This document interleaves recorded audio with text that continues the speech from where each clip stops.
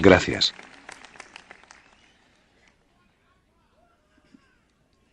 Tengo el honor de estar hoy aquí con ustedes, en una de las mejores universidades del mundo. La verdad, es que yo nunca me gradué. A decir verdad, es lo más cerca que jamás he estado de una graduación universitaria.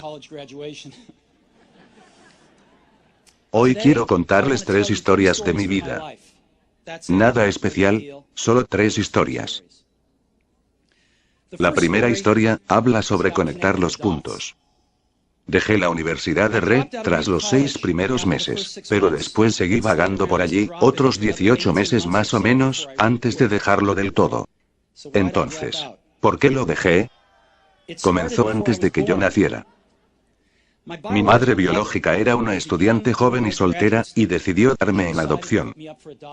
Ella tenía muy claro que quienes me adoptaran, tendrían que ser titulados universitarios. De modo que todo se preparó, para que fuese adoptado al nacer por un abogado y su mujer. Solo que cuando yo nací, decidieron en el último momento, que lo que de verdad querían, era una niña.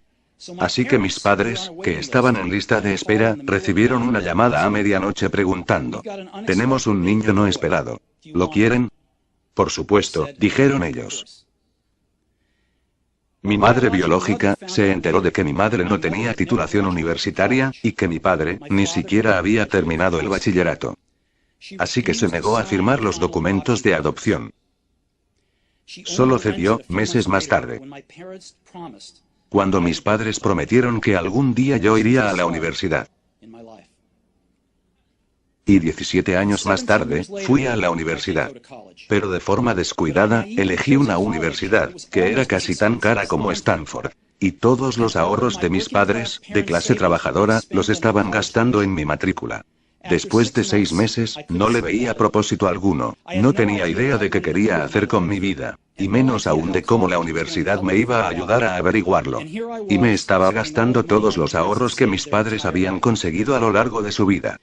Así que decidí dejarlo, y confiar en que las cosas saldrían bien. En su momento, me dio miedo. Pero en retrospectiva, fue una de las mejores decisiones que nunca haya tomado.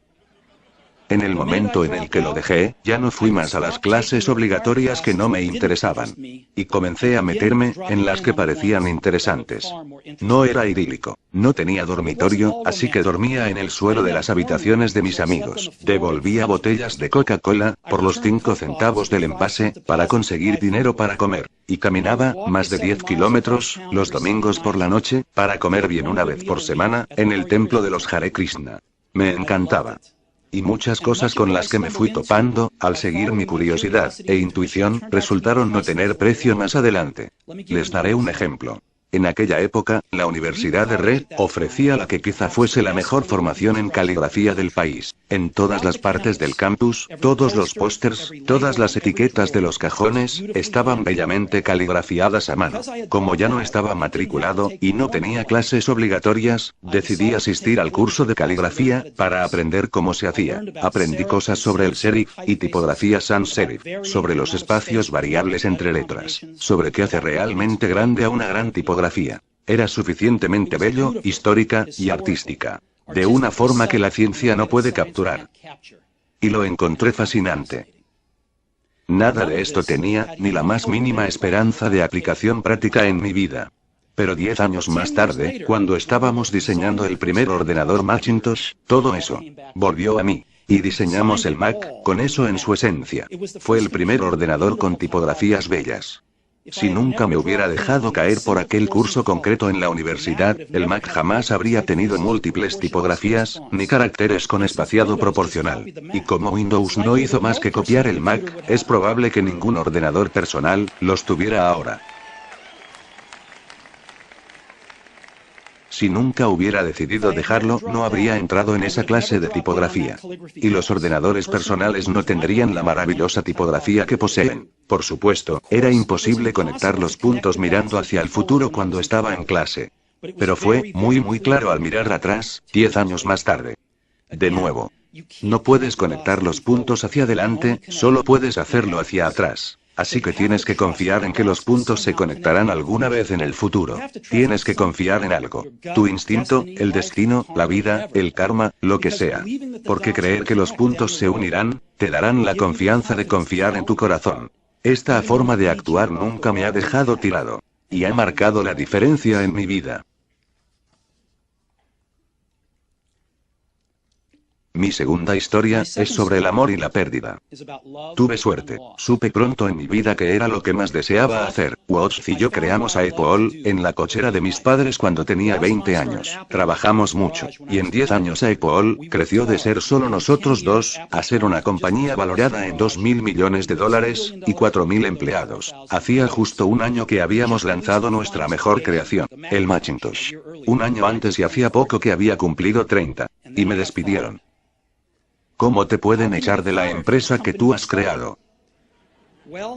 Bueno, mientras Apple crecía, contratamos a alguien que yo creía muy capacitado para llevar la compañía junto a mí, y durante el primer año más o menos las cosas fueron bien, pero luego nuestra perspectiva del futuro comenzó a ser distinta, y finalmente nos apartamos completamente. Cuando eso pasó, nuestra junta directiva se puso de su parte, así que a los 30 estaba fuera, y de forma muy notoria. Lo que había sido el centro de toda mi vida adulta se había ido, y fue devastador. Realmente no supe qué hacer durante algunos meses. Sentía que había dado de lado a la anterior generación de emprendedores, que había soltado el testigo en el momento en que me lo pasaban. Me reuní con David Packard de HP, y Bob News de Intel, e intenté disculparme por haberlos fastidiado tanto. Fue un fracaso muy notorio, e incluso pensé en huir de Silicon Valley, pero algo comenzó a abrirse paso en mí. Aún amaba lo que hacía. El resultado de los acontecimientos en Apple no había cambiado eso ni un ápice. Había sido rechazado, pero aún estaba enamorado. Así que decidí comenzar de nuevo. No lo vi así entonces, pero resultó ser que el que me echaran de Apple fue lo mejor que jamás me pudo haber pasado. Había cambiado el peso del éxito por la ligereza de ser de nuevo un principiante, menos seguro de las cosas. Me liberó para entrar en uno de los períodos más creativos de mi vida. Durante los siguientes 5 años, creé una empresa llamada Next, otra llamada Pixar, y me enamoré de una mujer asombrosa que se convertiría después en mi esposa. Pixar llegó a crear el primer largometraje animado por ordenador, Toy Story, y es ahora el estudio de animación más exitoso del mundo. En un notable giro de los acontecimientos, Apple compró Next, y yo regresé a Apple, y la tecnología que usamos en Next es el corazón del actual renacimiento de Apple. Y Lauren y yo tenemos una maravillosa familia. Estoy bastante seguro de que nada de esto habría ocurrido si no me hubieran echado de Apple. Creo que fue una medicina horrible, pero supongo que el paciente la necesitaba. A veces la vida te da en la cabeza con un ladrillo. No pierdan la fe. Estoy convencido que la única cosa que me mantuvo en marcha fue mi amor por lo que hacía.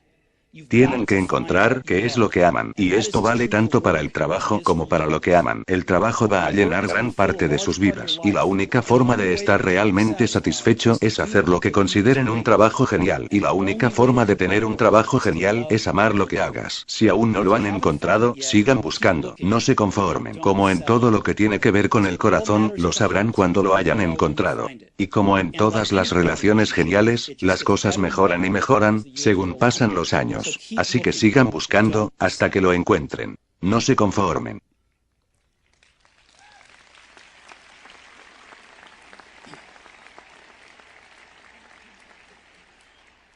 Mi tercera historia es sobre la muerte. Cuando tenía 17 años, leí una cita que decía algo como: si vives cada día como si fuera el último, algún día tendrás razón. Me marcó. Y desde entonces, durante los últimos 33 años, cada mañana me he mirado en el espejo y me he preguntado: si hoy fuese el último día de mi vida, ¿querría hacer lo que voy a hacer hoy? Y si la respuesta era no, durante demasiados días seguidos, sabía que necesitaba cambiar algo. Recordar que voy a morir pronto es la herramienta más importante que haya encontrado para ayudar a tomar las decisiones de mi vida. Porque prácticamente todo, las expectativas de los demás, el orgullo, el miedo al ridículo o el fracaso, se desvanece frente a la muerte, dejando solo lo que es verdaderamente importante. Recordar que vas a morir es la mejor forma que conozco de evitar la trampa de pensar que tienes algo que perder. Ya estás desnudo. No hay razón para no seguir tu corazón. Hace casi un año me diagnosticaron cáncer. Me hicieron un chequeo a las 7:30 de la mañana, y mostraba claramente un tumor en el páncreas. Ni siquiera sabía qué era el páncreas. Los médicos me dijeron que era prácticamente seguro un tipo de cáncer incurable. Y que mi esperanza de vida era de 3 a 6 meses. Mi médico me aconsejó que me fuese a casa, y dejara zanjados mis asuntos. Forma médica de decir, prepárate a morir. Significa intentar decirles a tus hijos en unos pocos meses, lo que ibas a decirles en 10 años. Significa asegurarte de que todo queda atado y bien atado. Para que sea tan fácil como sea posible para tu familia. Significa decir adiós. Viví todo un día con ese diagnóstico. Luego, a última hora de la tarde, me hicieron una biopsia, metiéndome un endoscopio, por la garganta, a través del estómago y el duodeno. Pincharon el páncreas con una aguja para obtener algunas células del tumor. Yo estaba sedado, pero mi esposa, que estaba allí, me dijo que cuando vio las células al microscopio, el médico comenzó a llorar. Porque resultó ser una forma muy rara de cáncer pancreático, que se puede curar con cirugía. Me operaron. Y ahora estoy bien.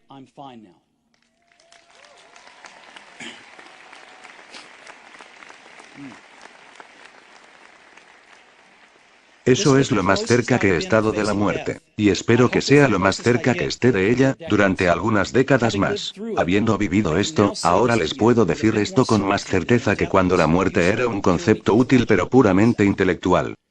Nadie quiere morir. Ni siquiera la gente que quiere ir al cielo quiere morir para llegar allí.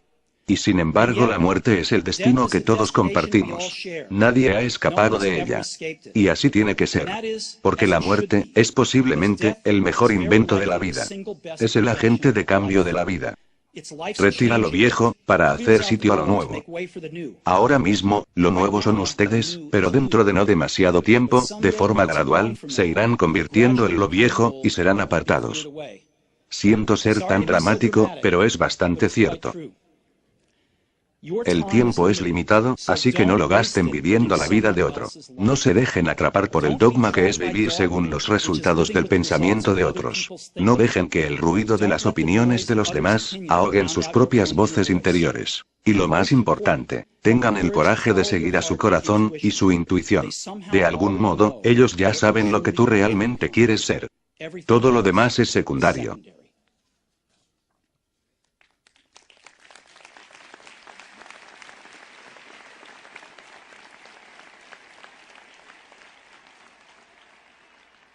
Cuando era joven, había una publicación asombrosa llamada The Whole Earth Catalog, catálogo de toda la Tierra, una de las Biblias de mi generación. La creó un tipo llamado Stuart Brand, no lejos de aquí, en Menlo Park, y la trajo a la vida con su toque poético. Eran los últimos años 60, antes de los ordenadores personales y la autoedición, así que se hacía con máquina de escribir, tijeras y cámaras Polaroid. Era como Google con tapas de cartulina, 35 años antes de que llegara Google. Era idealista.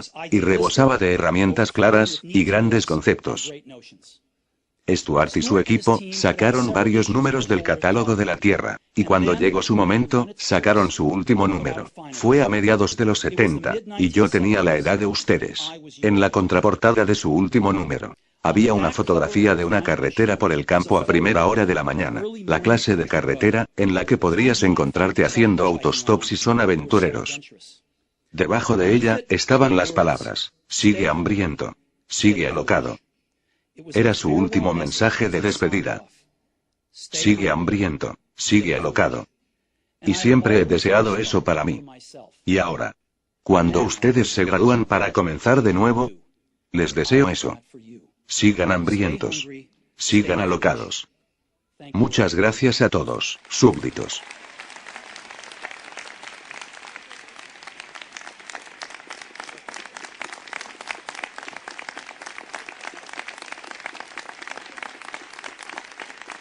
Traducido por Briner Claudio. brinerclaudio@hotmail.com